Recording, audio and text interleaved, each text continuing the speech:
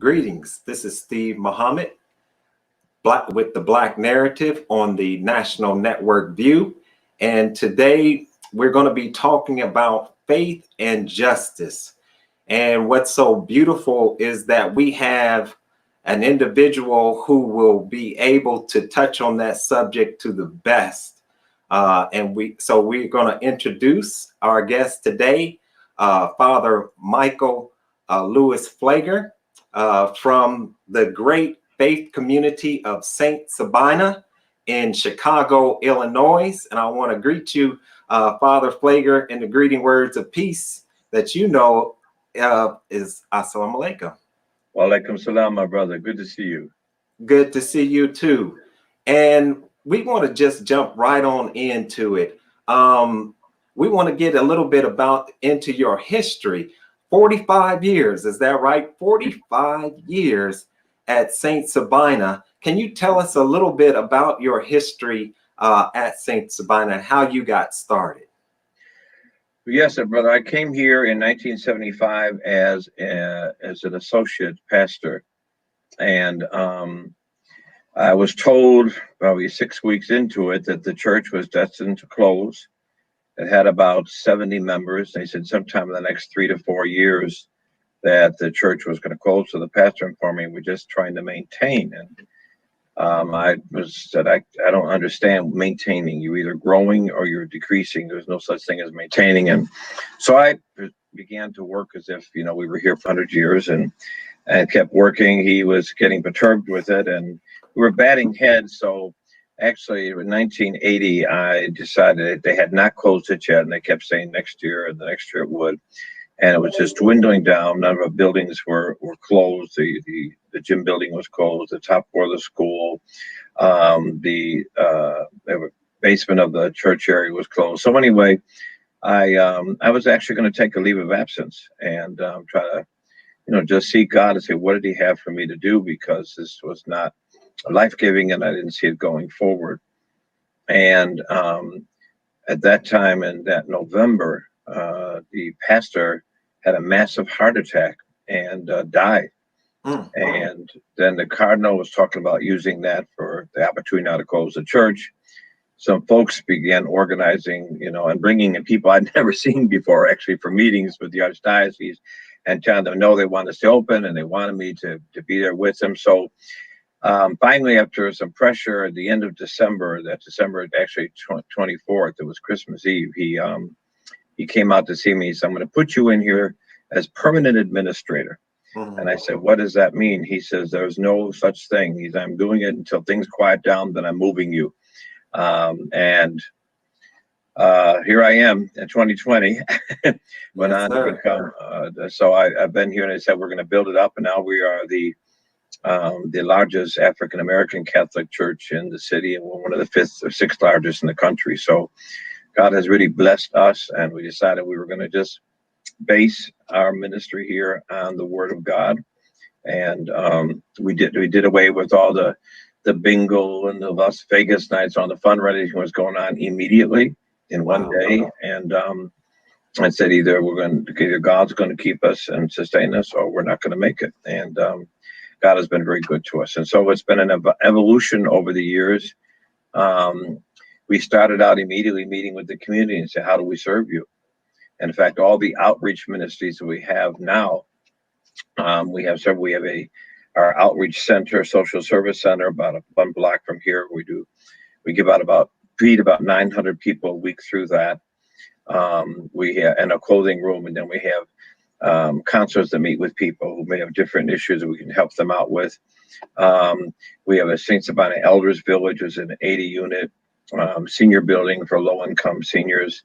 We have the ARC Youth Center, where we have all of our different programs for young people and for young adults.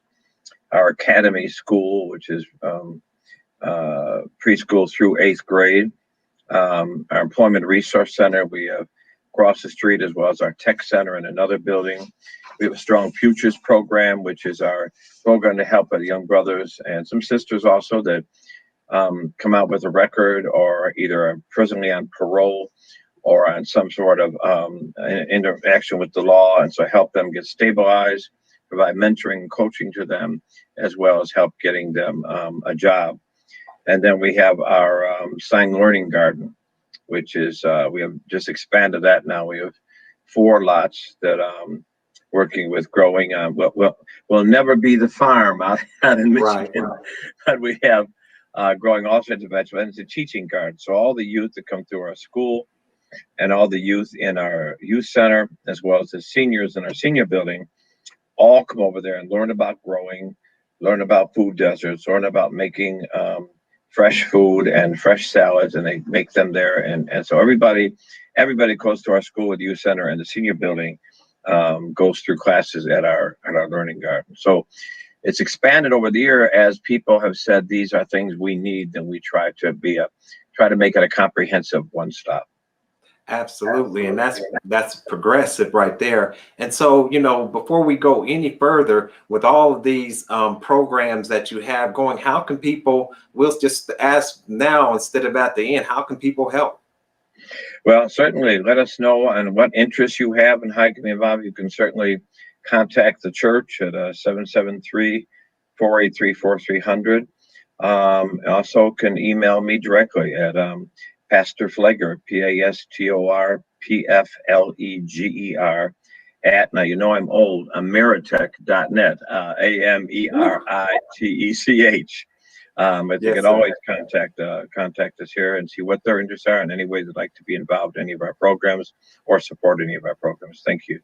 Yes, sir. And so tell us a little bit about your childhood. What shaped Father Pfleger? If you could tell us about your experience at St. Thomas More and the church, and you seeing Martin Luther King Jr. Tell us how that shaped your life. Well, I grew up in St. Thomas More, as you mentioned, the area there. It was a very white, middle-class, inbred area, mostly city workers and a lot of police and fire officers.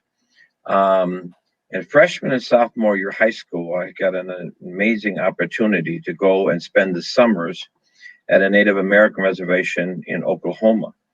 And they were mind-boggling to me to walk in there. And the first couple of weeks, myself and some of the teenagers from Native Americans went into the town to get ice cream. And the store owner said, they can come in, you cannot, because you're white and they're not. And of course, I never knew of anything, I never understood anything like that. So it began to help me understand the whole prejudice and the not only the bigotry, but also the genocide that took place with Native American people, and learn their culture, learn their spirituality, and learn their history. I spent 2 summers down there. Then in junior year of high school, I had heard about this man, Martin Luther King Jr., who was marching in the south side of Chicago into Marquette Park about open housing. And it was just all this negative stuff on the TV and in the neighborhood talking about him. And so I asked my parents one day, and I said, my mother, I said, who is this document? All she said was, he's a good man. And she said, no more. And the more I began to hear, I think the negative, as much as if I want to know, I want to see him for myself.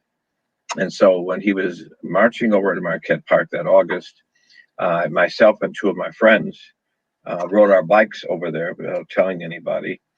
We first rode down 71st Street between Western, going over west to the park. And the first thing I saw, which I never saw before in my life, was the Nazi headquarters that had a building there in 71st Street, and the swastikas and all the racial slurs, and it was frightening to see. And years later, when I asked my parents, I said, why didn't you ever tell me? They said they would never drive down that street because they never wanted myself or my sister to see that. But then we went to Marquette Park, and one of the guys kept the bikes, and 2 of us walked over. And when I actually saw Dr. King, he had already been hit by a rock when he first entered the park off of 67th and Kedzie. But here he was amidst all this hatred and all this racial slurs and people throwing things. And on my way over to see him, what was interesting to me was saw people there that I knew, saw people that went to my church, some friends or brothers or fathers of some of my classmates in my school. I'd never seen this side of them. So watching them and then seeing him and all this hate coming to him and never responding to the hate, Mm. but always saying, you know, we're brothers and sisters. We have to learn to live together or we'll perish as fools. And I rode my bike home that day saying, there's something about this man that I have to learn. Either he's crazy or he Mm. has a power that I want to know about.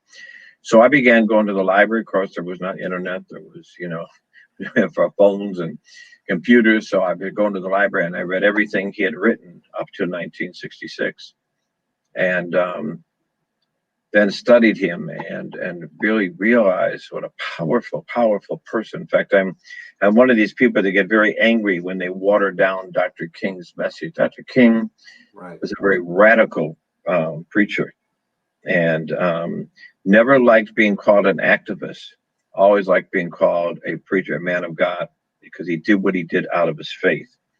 And so it transformed me that day, both watching the hate and watching him. And then as I studied him and learned of him, it was very clear to me what I wanted to do. I really wanted to go to college, then go join the movement. And go to college then, and he gets murdered.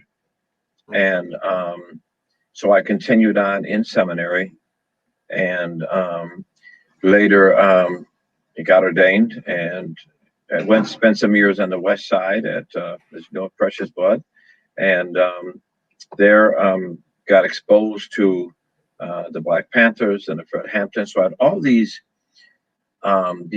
pivotal moments in my life, and brother, it always reminds me. I probably didn't know until I was 30 years old, and I began to look at how the dots that God had drawn together. Because Right.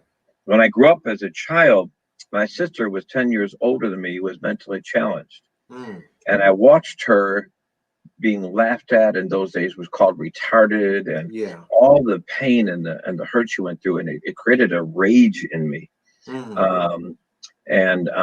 I just knew that rage was growing because my sister was one of the kindest, sweetest persons I ever saw or met in my life. Mm-hmm. So I had this rage about how she was discriminated against. Then I go down to Oklahoma and see how the Native Americans were discriminated against. And I go to the West Side and see how African Americans, I saw how Dr. King was. And all of that was, little did I know, depositing in me and shaping who I was and who I would later be in life as I went on into ministry. And so Right. when I got ordained, I said I wanted to try to build a kind of faith community, a beloved community that Dr. King had spent so much time doing. That's beautiful. And I remember the words of the Honorable Minister Louis Farrakhan when he said, "Where would we be without pain?"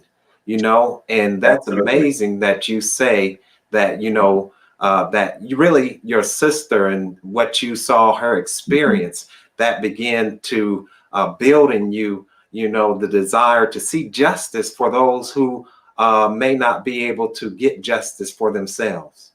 You know, brother, I just go back to that point a minute, and this is about pain, and he and I have spoken about this. You know, when Jesus rises from the dead and he appears to his apostles, Mm. and we know that he had all the wounds of Mm. Calvary. He told Thomas, "Put your hand in my hand, put your hand in my side, see these wounds, so that you may believe."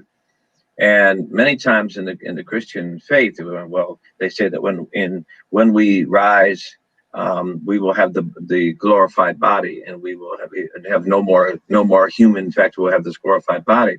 Now I used to wonder why would Jesus, why would he still have the wounds and the scars of crucifixion? Mm. And Alan Bosek, the great South African anti-apartheid leader, told me one day, he said, I believe when we get to heaven, that Jesus is going to say to each of us, "Where are your wounds?" Mm. And he said, if you have no wounds, was there nothing worth fighting for? Was there Come nothing on. worth dying for? So I really believe, going to what you said of the Honorable Mr. Farrakhan, and all of us have learned in life, that you cannot grow to your purpose, to your potential, or be a prophetic voice in the world if you're afraid of wounds and scars. They Mm. are the road that moves to that, and we all should have them. Yes, sir. And adding to that, great sacrifice that individuals like yourself and the Honorable Minister Louis Farrakhan and just any freedom fighter for his people. We look at even like, for instance, Edward Snowden, and the great sacrifice that he's Yes, sir. making. Yes, These are sir. great sacrifices for freedom, justice, and equality. Yes, sir. I wanted to ask, going back to a point, is that this media, when I was growing up and learning about Martin Luther King, I really didn't like Martin Luther King, only because of the media's watered down version of Martin Luther King. And it Yeah. was only later when I learned about his freedom fighting in his latter years that I learned that this man was willing to die on what he believed. Absolutely. And I think we have to learn, and I say this all the time, not just about Brother Martin, Brother Malcolm, Brother Medgar, Brother Farrakhan, and as I've seen it happen to myself and so many times, is that the media can't deal with what you say. They can't deal with truth. So they try to. There's two techniques that they use. Either that's not cover you at all, like you don't exist, or cover you and define you how they want to define you. I mean, look how we've seen that done over the years with the brother minister. I mean, they'll take an excerpt, and that's what become when he spoke here a year ago after his been shut off of Twitter Facebook and Facebook. Twitter. Yeah, and the next day the headlines of the paper, were one line, and then except then the story about the Holocaust Museum that said I ran a sanctuary of hate at St. Sabina's, but that's what the media does. The media seeks to either define, or the media seeks to, we're going to cover them at all as if they don't exist, but they can never ever deal with the truth. And so they do what they do, and we can either let that be intimidating, what they did to Jeremiah Wright during Barack Obama's first campaign. But we can either let that either try to change us or eat us up, or just continue to say what we say and let the truth be told, and let the media do what they do, and let those who, as the scriptures say, have the ears to hear. Right. And, it takes me to, I guess, a scripture where, they're saying, hallelujah, on the highest. And then the next minute they're saying, crucify him. And I'm wondering, now, how did this flip just this quick? And then we read about the scribes, which the Honorable Minister Louis Farrakhan, when we bring that up to modern day time, we're talking about the scribes, the writers, the media. And Malcolm was saying that, this media has the power to make you love the one you should hate and hate the one you should love. You should love. Absolutely. And that's, and we got to understand. And you know what's so sad about that, brother? It's often not that local reporter on the street, or that journalist who just comes in to get a job in a newspaper, but it's shots that are called from the above, and who then send it down to the various editors-in-chief, and the rest in the media, from print as well as to the TV media, who give instructions, what the story should be, what they want the story to be, how they want it to be told, and that's why I always tell new ministers, new people in journalism and in the TV area, don't get in this if you're not willing to be truthful to yourself and to the story. Don't get in this. Don't go to a pulpit in a mosque or a temple or a church if you are not willing to be true to the God who called you to do this, because otherwise you will become compromised, and the reality is you will become the one you used to hate. Mm.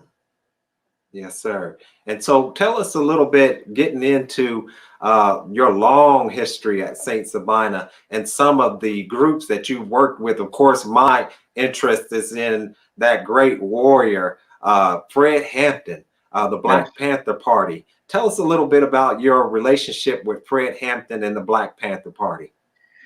Well, actually met Chairman Hampton on the West Side when I was at Precious Blood, and we were very involved in the community there. And I was kind of the outreach person for the young people there. I was in college, and then I was in graduate school, and then theology school while I was there. And so we ran into each other's paths, and I told him countless times how much respect I had for him because he. I believe Chairman Hampton was one of the geniuses of community organizing. I mean, I've listened to and sat under Solinsky, and he's a great man of knowledge and the rest, but could not scratch a surface of Chairman Hampton. So I got to know him in the community, and one of my intriguing desires to know him was as I lived there at Congress and Western in Precious Blood Church, I realized there was nobody in that community, no church, no organization, nobody in that community was doing more to serve the neighborhood than the Black Panthers. And so I said, I got to know about this group who is serving the community, because that's what I believe we're called to do. And so I reached out to him, wanted to let him know how I can be of help. He informed me that one of the things I could do there at the breakfast program, of course, it was going on in Rockwell Gardens at that time, a place so I could go pick up bread from the local store.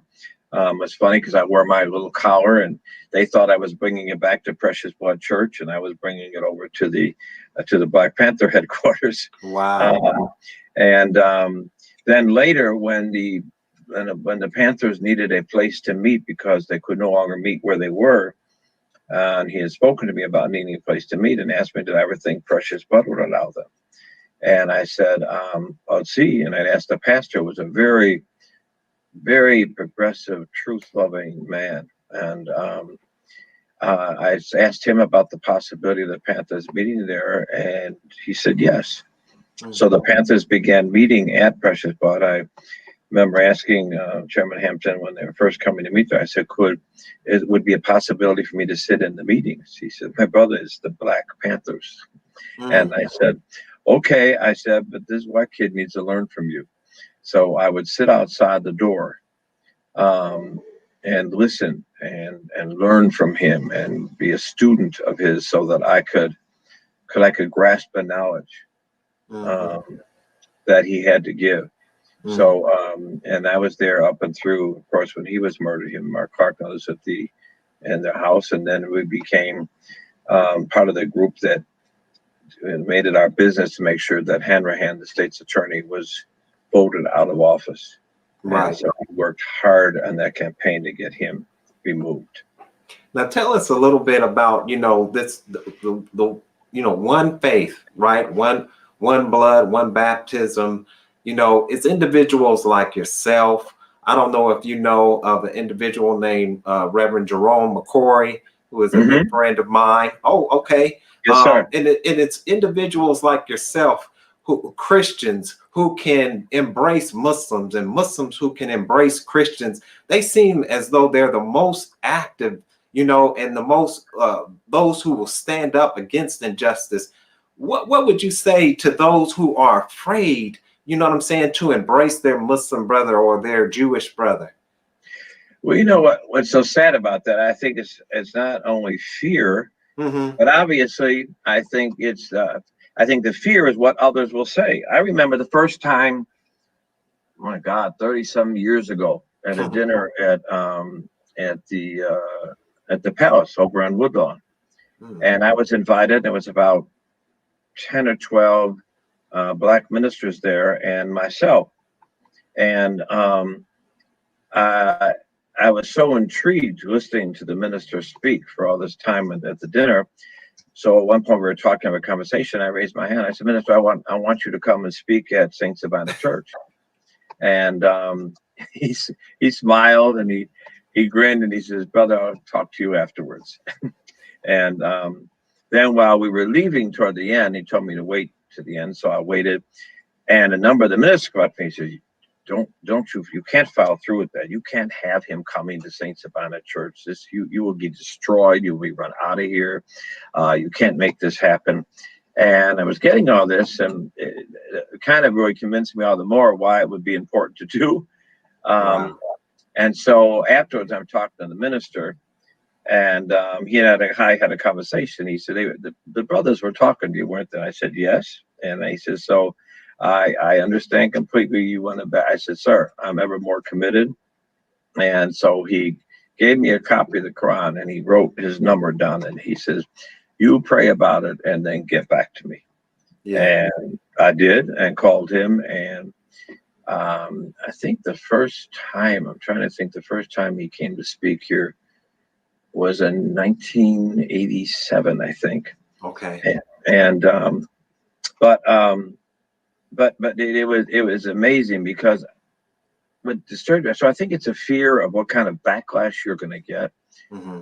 But I think the other part of it is obviously you're very insecure.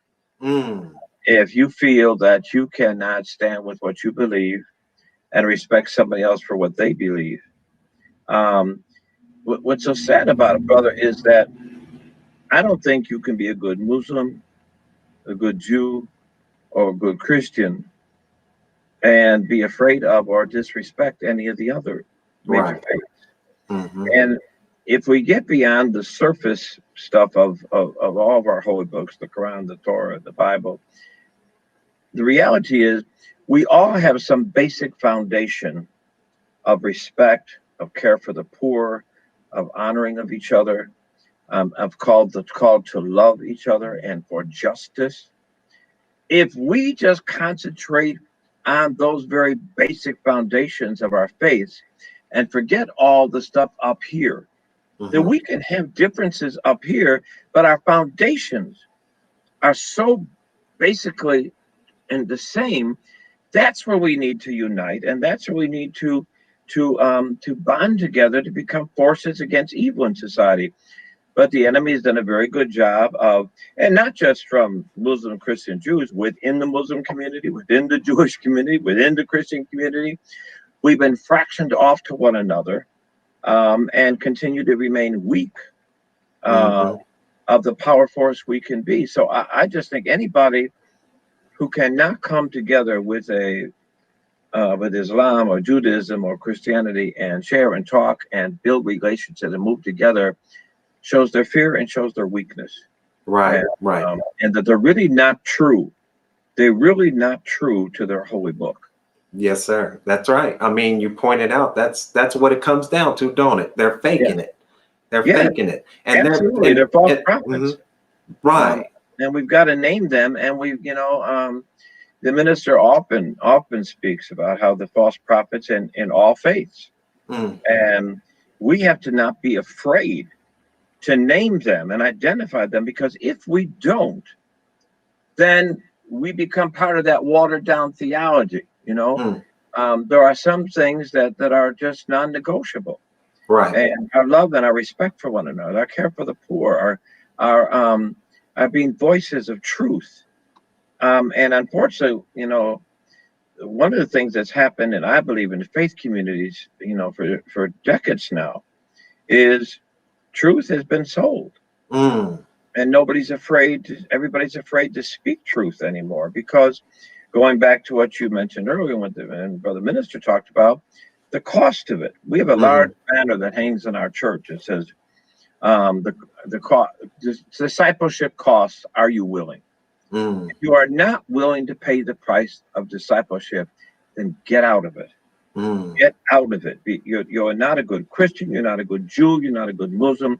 It's cost, and truth costs, particularly in a day where truth has been so watered down and the lie is so acceptable and injustice has become normalized, that it's more costly now, I think, than ever.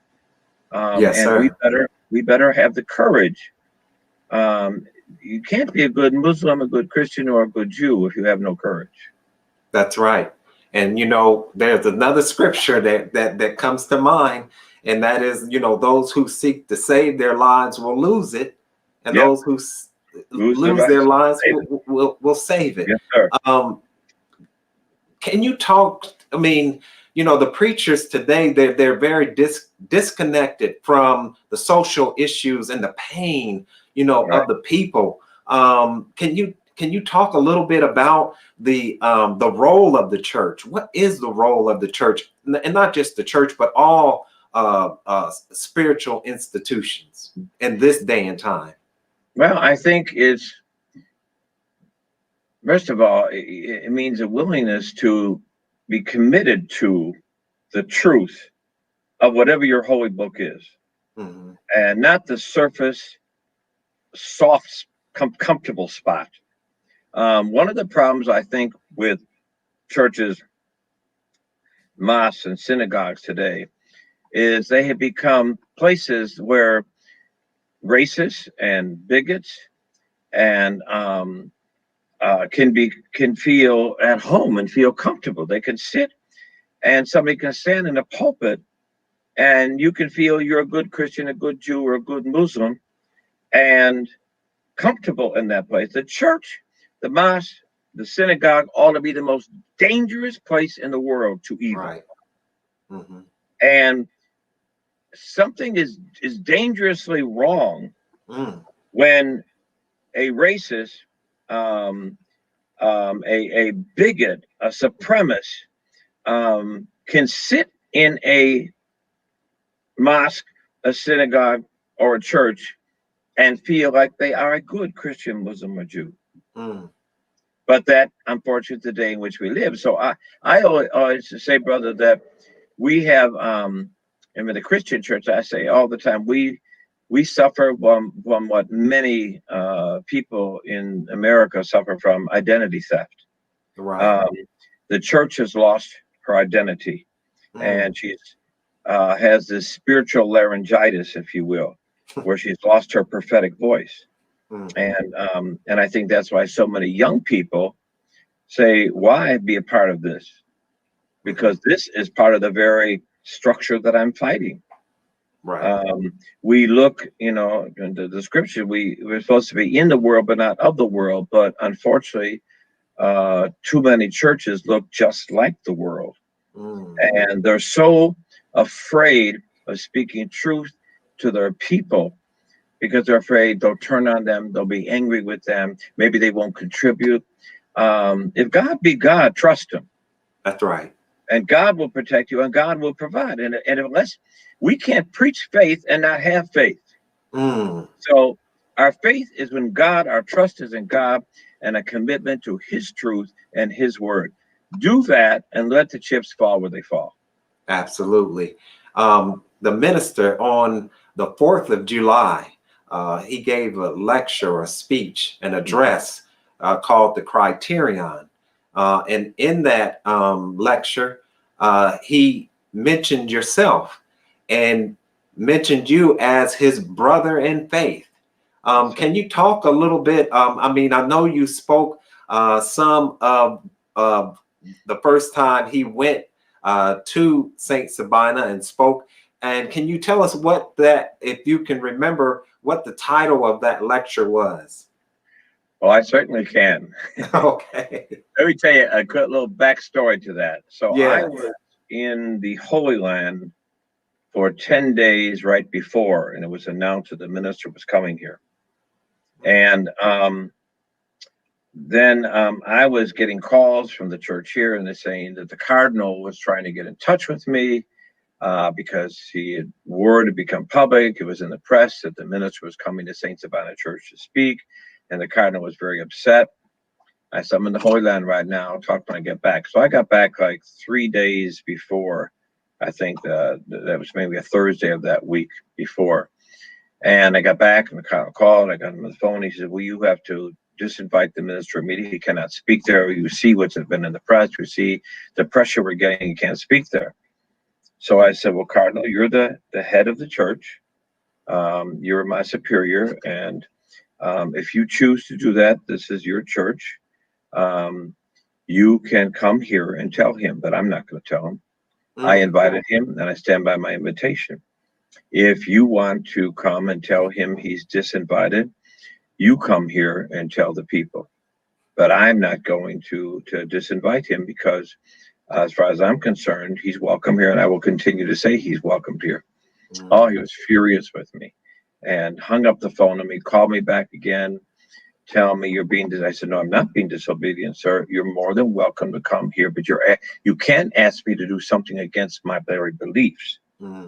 And so he's more than welcome to come here. And you're more than welcome to stop him and to say no. And I know the minister, and if you got up or you put out a word or even called him up and said, you cannot come to St. Sabina, the minister would back off because he's not going to come against your will there. I said, but I'm not going to disinvite. You're not going to put me to do your dirty work that I don't believe in. So he hung up again. And the minister came that Sunday. That Sunday, the minister's sermon was, praising Jesus Christ, my Lord and my Savior. And a magnificent sermon, as the minister always does. And so, you know, this is back in the cassette days. So he took the cassettes of that talk. And that night, I drove it down to the Cardinal's house and put it in his mailbox. Wow. And told him to listen to it. And it probably was about 3 months later before he listened to it and then told me how magnificent the talk was. And then I set up a meeting with him and the minister. I also set up one with Cardinal George and the minister at the minister's house. But so the minister and I developed this, I think, a very deep love for each other and respect for. I call him one of my mentors and one of my best friends over these years. He's one of a very few handful of people that him, I think Jeremiah Wright, I think Cornell, Harry Belafonte, there's this very small group that they could call me at 3 a.m. and say, I need you here now, and I would be there. I don't have to ask what or for whatever. And I believe they could do the same thing of me, and I would be there. Spend a lot of time in conversation. He's spoken here, I think now about 4 or 5 times. We've had a tremendous friendship over the years, spent a lot of time in his house there. We just sit sometimes and watch the news together. Been to, had dinner together, spent time, went out to the farm constantly, and we spend whole days together and get out in the golf cart and ride over to the end of the farm and sit there and talk for hours. I remember one time a few years ago, he said, come on, let's go take a ride. And I said, Minister, you're driving? And was in his 2-seater car. And he said, yes, I'm driving. You don't think I can drive? And so I said, okay. And he told the brothers, leave us alone. Me and my brother are going out to talk. Leave us alone. Just stay here. And we went out and drove and drove. All I remember is we stopped in the middle of a cornfield and he turned off the car and we talked for hours. And he said, now we got to get back because sisters have dinner ready for us. Wow. It's just been, he has been a true friend to me. And I've tried to be a true friend to him. Yeah. There's never anything that's been off the table when we spoke. His family and my family have become very close. I joke oftentimes with the brothers around him saying, if a bull comes, I'm going to beat you in front of it before you get there. I said, because I just love him dearly. And I see him as one of the most misunderstood people. But I also see him as a consistent, uncompromising voice, and love him for that.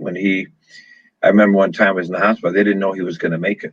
Mother Khadijah called me and told me he's at the hospital and doesn't look well. And I said, I'm on my way.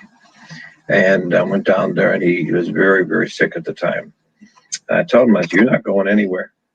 I said, "Good God, I got too much work for you, and I need you too much, and God knows I need you too much." And we prayed, and we've had so many wonderful experiences over the years. When Jeremiah, after he had a stroke, the minister and I went out to see him. One of my favorite pictures is one of Jeremiah and he and I standing together at Jeremiah's house. And just been a great friend and mentor and brother to me over the years, who I have such deep love for. Yes, sir. So that criterion, that lecture, what was something that you got out of that lecture? Wow. I think one of the things that, and this is going to be really general, but I think one of the things that I walked away from that day, looking at him and saying, he is a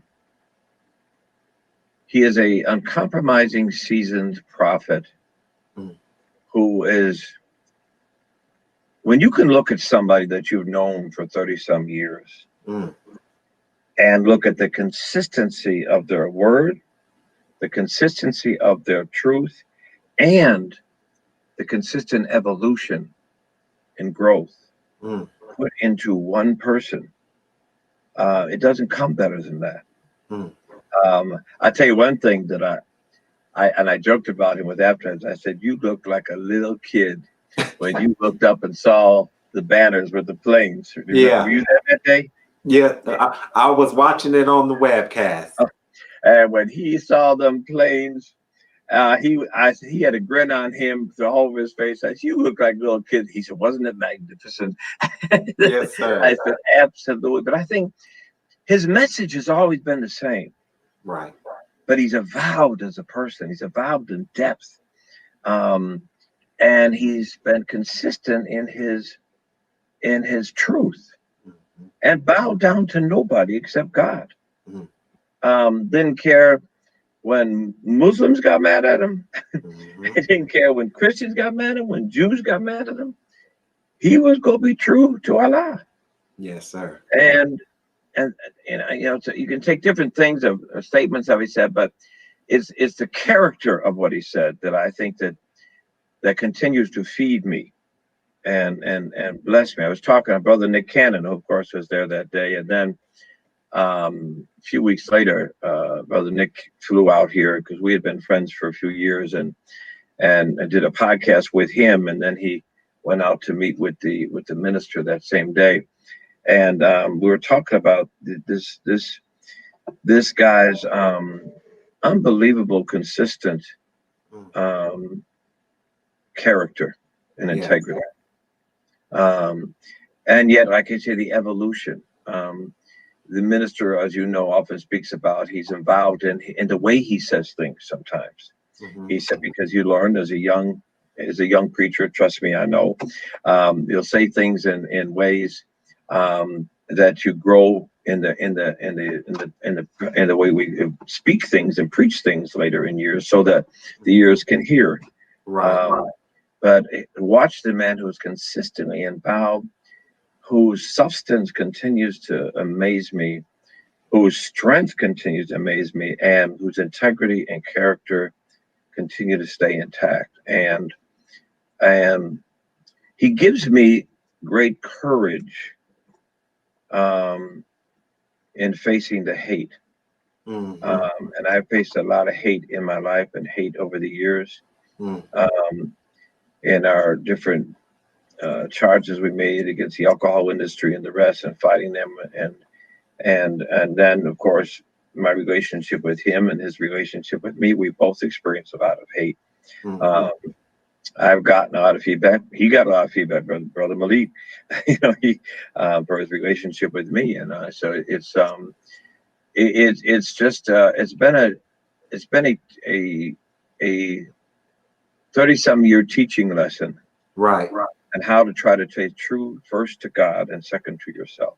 That's right, because like you said, there are those who are looking for on the outside, and they just don't understand. They haven't grown, on that spiritual level to understand that pure relationship to be Yeah, able to and call one. Hmm. the other thing is, brother, is that look at the day in which we live. I mean, truth has been abandoned. Right.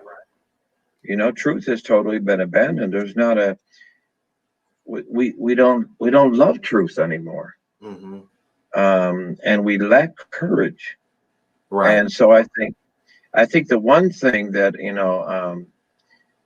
that I try to say all the time, because people look at the minister, and the minister is such a witness and such a strong person who stands for so much. But what I try to tell people, and I try to live myself and tell my members here, is that don't look up to me. Hmm. If there's something you admire in me, then make sure it's in you. Mm. So the best Muslim can look at a Farrakhan and say, how can I have the love for truth and the courage to speak it and live it that he had? Mm. Because if we just, and people did the same thing with King, Hmm. going to put them on pedestals. So if we keep them on a pedestal, then we never have to measure up to it. Hmm. But if we be one amongst us, then it's not about looking to see what this one, how this person, how a king lived or a Farrakhan lives, or how I, no, how can I be like him Hmm. rather than just put him in a place where I can dismiss myself from ever having to live up to that character. Um, Yes. but we can't do that. And so I wanted to touch just a few more things, Father, and then we'll go ahead and close it on out. But I Sure. wanted you to really, help people understand the beauty of our brother Nick Cannon, and some Mm, of the things that he's been working with you through the years. Because many, of course, when we see individuals like Brother Nick Cannon, we just see that celebrity side. We don't right. really, the media, once again, they don't really show that activism side.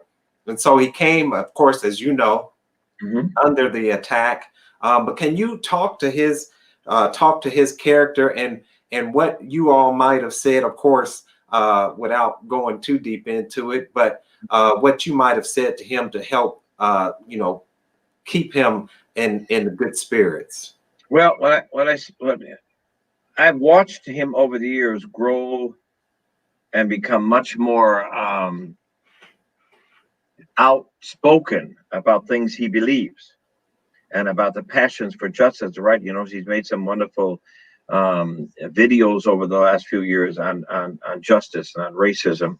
But I've watched this person in him that was always there, but in the entertainer realm, there's so much of that has always been to be careful. Be careful because of what they'll do to you, or in the church realm, be careful what they'll do to you. Be in the society realm, be careful what the media will do to you. And just trying to tell him. Then he saw what happened, and Viacom came out, and so fired him immediately. And what I was saying with him is the fact that the gospel, the Quran, the Torah, are not for careful people. Mm. They're for people who decide there's something more important than being careful, or being liked, Mm. or with false approval. That at the end of the day, there's only one person you got to be true to, and that's God. And that's secondly to yourself. And then I told him, I said, finding a circle of people who you trust their integrity and trust their voice, that you can share with, bounce things off, talk with, wrestle things with, who are in your inner circle, and don't get disappointed because those people who may hang with you um, don't understand you. Mm. Um, they're not meant to understand you. Hmm. Your job is to speak it and deposit it in people wherever you go, and to use your platform for truth, Yeah. and use your platform for what you believe, and use your platform not just to get paid. Mm. Uh, and I think that's why we had a deep relationship, and I think that's what is such respect for the minister is because getting moving, and it's a growing Right. place, moving to that place where, you know, we have all these crazy books and well, you know, how to win friends and influence people. I'm okay, you're okay. All that nonsense. Right. And we're so busy looking for the approval of man, Mm-hmm. but the only approval that's necessary is the approval of God. Mm. And God will bring to you who you need, and God will provide for you what you need. Mm. But you have to take that step. I always say, like Peter, when you step out of that boat, and you know, we talk about him stepping out on water, but remember there was 11 other people in that boat that said, "Hell no, I'm Mm-hmm. not getting out of this boat. You want to do this? You Right. do this by yourself." And I'm sure we're talking about him as he did it, but he did it, Right. and they never experienced what he experienced because they never had the courage and the Mm. faith to do it. Yes, So sir. you know, I just tried to share with him that the road ahead, if he continues in this route, is going to be lonely. Right. It's a lonely road. Um, it's a road of persecution. You know, Mm. what did Jesus say? You know, deny yourself, pick up your cross, then follow me. If you're not willing to do those two things, don't follow me. Mm. And if we're not willing to pay that price, and we're not willing to stand for what we believe and on what we believe, you won't be able to handle it. And only your faith in God Mm. is going to be able to sustain you. Only Mm-hmm. that. And Nick is such a good brother. Like right now, you know, he's going to get a degree in theology Mm. right now at Howard University. He's taking it online, not because he wants to be a minister, he wants to be ordained. He just wants to grow in his knowledge of God. Right. Uh, and that's just so wonderful about it. I have, you know, I told him I'm so proud of him. I'm so Mm-hmm. excited for him and how God's going to use him in the days. Well, he's already used him. So, but what's ahead of him is, you know, it's so much greatness how God's going to Yes. use him. And I'm Absolutely. excited about it. Absolutely. And since we're on the topic of youth, Brother Nick Cannon, we'll stick with the youth and we'll start to close it out with that. And I wanted to, you know, get your take on the violence that's in Chicago, and what might be some of the causes of this violence, which, you know, is now really is something that these causes that you'll touch on, we're seeing really throughout America with the collapse of the economy. But can you talk about that violence and in the youth? Well, first of all, our youth give me so much hope, and they're so Mm-hmm. courageous. And they so many of them don't even understand what the word fear means. That's And I love right. that about them. I love their I do strength and their too. courage and their boldness. When we talk about the violence, brother, if you look at about the 15 to 17 neighborhoods, there's 77 neighborhoods in Chicago. There's Mm-hmm. 15 to 17 neighborhoods where most of the violence has seemingly been most shown its face. But you look at those neighborhoods, you see the same thread through all those neighborhoods: double-digit unemployment, Mm-hmm. underfunded, underperforming schools, lack of access to health, lack of access to healthy foods, um, lack of affordable housing, lack of economic development, lack of investment and opportunity, most coming back from prison with no opportunities, no chances, nothing provided for them.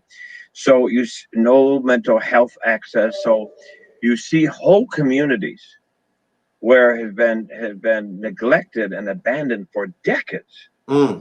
Um, and I always use the analogy: if you have two lions in a cage who are powerful, wonderful animals, and don't feed them, one will kill the other in survival of the fittest. Mm-hmm. If you cage in whole communities with no resources, no jobs, no education, no housing, no opportunity, no investment, why are we surprised? We have created the violence. See, we look at the violence that goes on the street corner, Mm-hmm. but we don't look at the violence that calls to what goes on in the street corner. There's That's right. a vertical and there's a horizontal violence, Mm-hmm. and one is a result of the other. And until we get to the roots of this violence, in America of racism and bigotry and neglect and abandonment of masses of people and community. Until we get to that, I tell people when I go talk groups, I'll talk about the violence on 79th Street. Only at first I can talk about the violence of LaSalle Street. Come on, right. And Dearborn and Clark Street and City Hall and the State of Illinois building, because that's where the violence begins. That's right. And all we're talking about is about the cause and effect of the violence out here.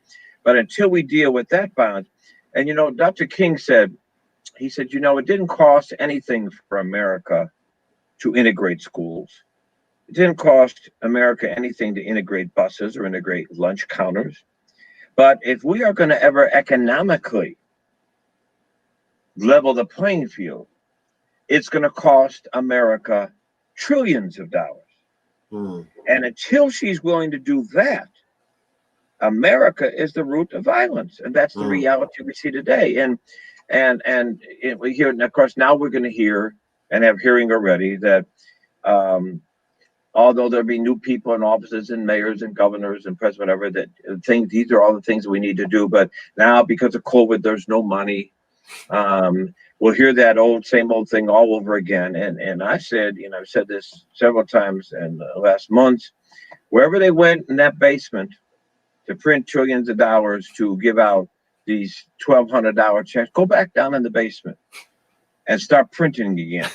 That's right. Because we are not going to satisfy or be settled again for the crumbs of what they want to throw. Can we say do a new building here or a new thing? No.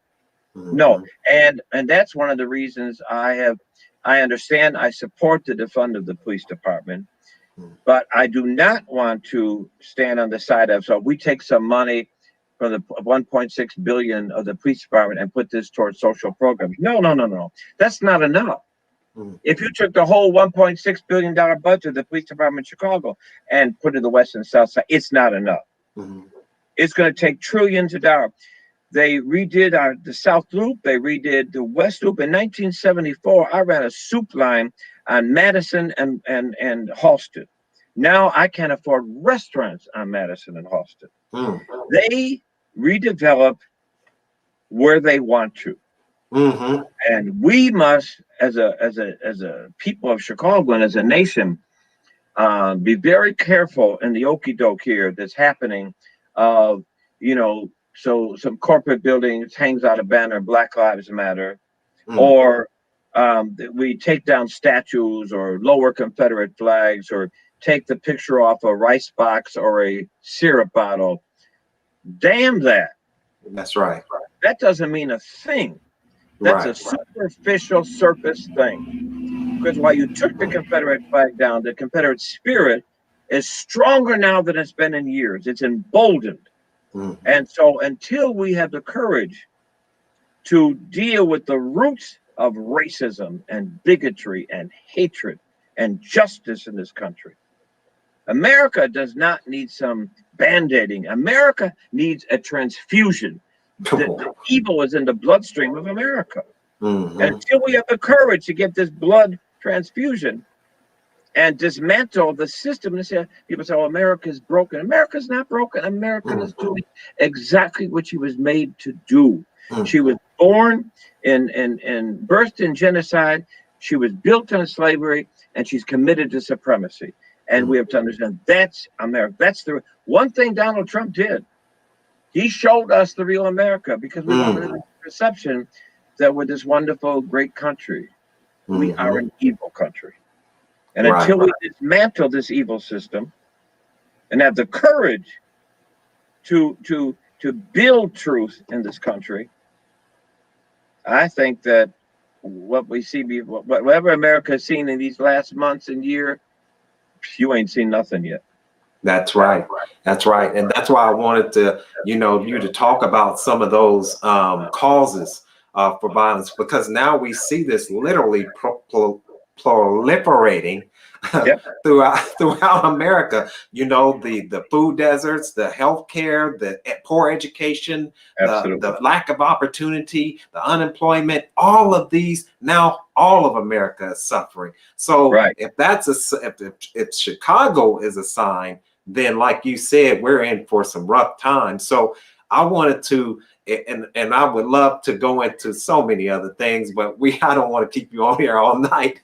But so I wanted to go into, as we close out, what does the faith community do? Muslim, Christian, Jew. You know, the Honorable Minister Louis Farrakhan at the Million Man March, he talked about or urged young people to join on to organizations. What does the faith community particularly need to do to draw back the youth? Well, I think I constantly say that where we see America right now, and I can speak about the world, but just so we speak about America, where we see America right now in the broken, dismantled shape that it is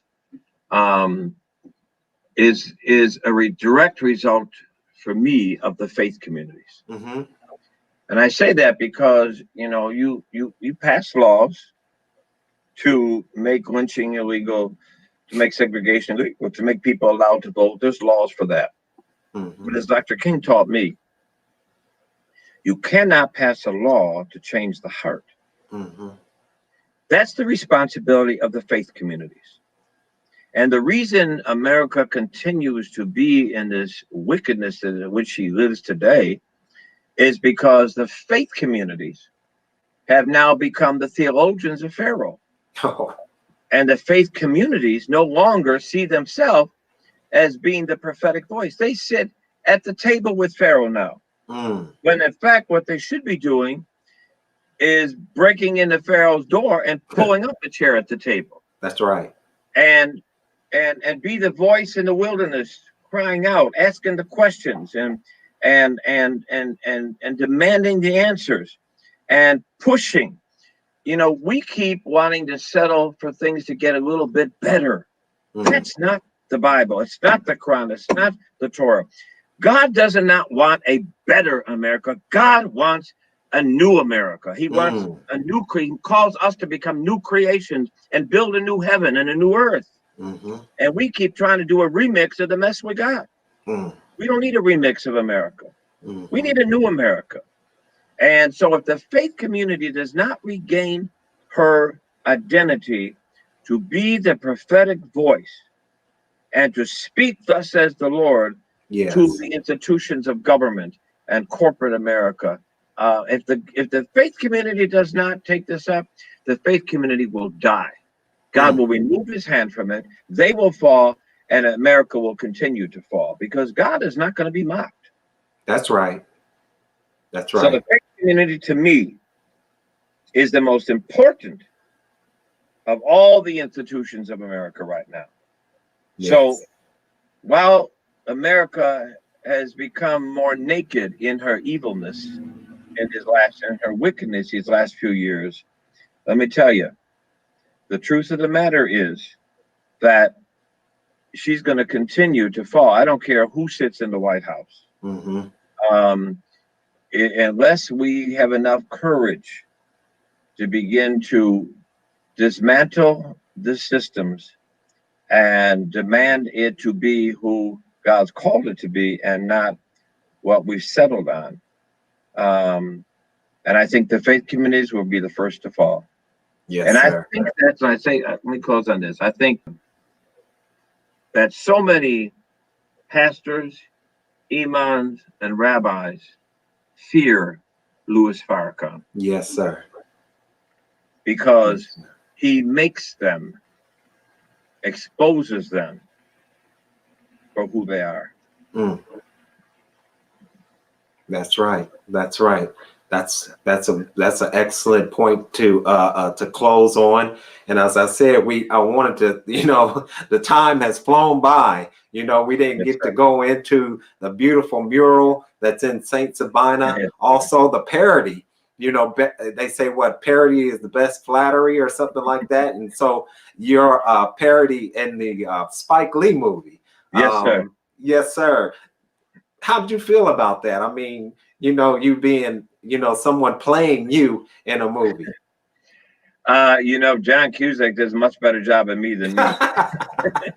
Um, Spike is been a dear friend for years upon years. He has been a courageous voice in the movie industry. Going back to, you know, his look at, it's so crazy to look at Do the Right Thing Right. and look at what's going on today, and you only have to change the date. That's right. It's the same story, and Hmm. he, you know, he is a man who people I say, well, he was ahead of his time. No, he's always been. He's a deep man of faith, Mm. and he's always been one to try to speak truth in his own through his own talent and his own gift, and so it was a blessing. We would, you know, we would talk for time and time and time again about the violence in Chicago, and he wanted to come and do something about it. He said, I want to be based out of St. Sabina. Can I do that? So he had his office here in one of our buildings, and you know, for the months and months of moving on, he's been here, and you know, Tay spoke every few months. Spike will fly in to come to Sunday service and fly out after service. You know, he's that kind of a person. Yes, sir. He's a really really solid brother who who I have deep love for. Yes, sir. So, any closing words before we close on out? And please Um, tell the people once again how to contact yourself. yes, let me say this. I'll give you that first, and then close. I think Yes, that sir. again, our website. You can always check out our website at www.saintsabina, spelled out SAINTSABINA.org. They can certainly contact the church 773-483-4300, 773-483-4300, or email me at Pastor Pfleger, PastorPfleger at Ameritech, AMERITECH.net. I think we are in a crossroads right now. We're in a crossroads, I guess, like I started out talking about the fig tree, where God was ready to just cut it down because we have been as a country and as faith communities so fruitless. Mm. Um, and now I think that God's mercy and His grace gives us another opportunity. And I think it is now up to us to say, are we going to make use of the opportunity? God Mm. gives us the grace, the mercy, and the opportunity to make this tree fruitful, to this garden that from Genesis has been placed in our hands. And we are the present generation who now this garden sits in our hands. In Proverbs, there's a story where Solomon is riding past a vineyard, and he looks in the vineyard and he sees weeds and thorns and rocks and a wall torn down. And he says, who is the sluggard who owns this vineyard? Mm. I think we put it in modern day times, we'd say, who is the slum landlord Right. who owns this vineyard? And I think we live in a day where God has placed this care of this earth in our hands. And I think oftentimes God today looks down and says, who are the sluggards? Who are the absentee landlords whom I placed in charge? That the garden has so many thorns and so many broken down walls and weeds of injustice and inequity. We are at a divine moment now. Are we going to take responsibility for this earth and His people God's placed in our hands? Mm-hmm. Or will we become the sluggards and some landlords who God will condemn? Mm-hmm. It's in our hands right now, and it's up to every one of us, not up to just a Farrakhan or, up to a some leader somewhere. It's up to every one of us. What are we going to do as individuals so that every place we go, the workplace, the school place, the marketplace, our block, our neighbors, our homes. How are we going to bring the presence of God into our places we go? And if we don't, then we will see the judgment of God brought on us. Sodom and Gomorrah, remember? Mm-hmm. Abraham begged with God. God said he was going to destroy it. And Abraham said, well, if there's 50 righteous people, will you spare it? God said, yes. 40, yes. 30, 20. If there's 10 righteous people, will you spare it? And God says, yes. And then the next chapter, Sodom and Gomorrah is in ashes. Why? Mm-hmm. Because Sodom and Gomorrah was so evil. No, evil is not more powerful than good. Right. It was destroyed because God couldn't find 10 righteous people to stand up. So will we see America in ashes, or will there be some righteous people that will stand up? Good Lord. Thank you. We're here once again with Father Michael Lewis Pfleger. And that Lewis, what's going on with that? We got Minister Lewis, we got Jesse Lewis. Isn't that interesting? Yes, absolutely. But we won't hold you no longer, Father Pfleger. Once again, we want to thank you so much for coming on to this program and being that prophetic voice, to help us to regain our footing, as children of God. To do what we need to do today to save our lives. You know what I mean? Right. So once again, thank you once again. And may God continue to bless you and keep you safe.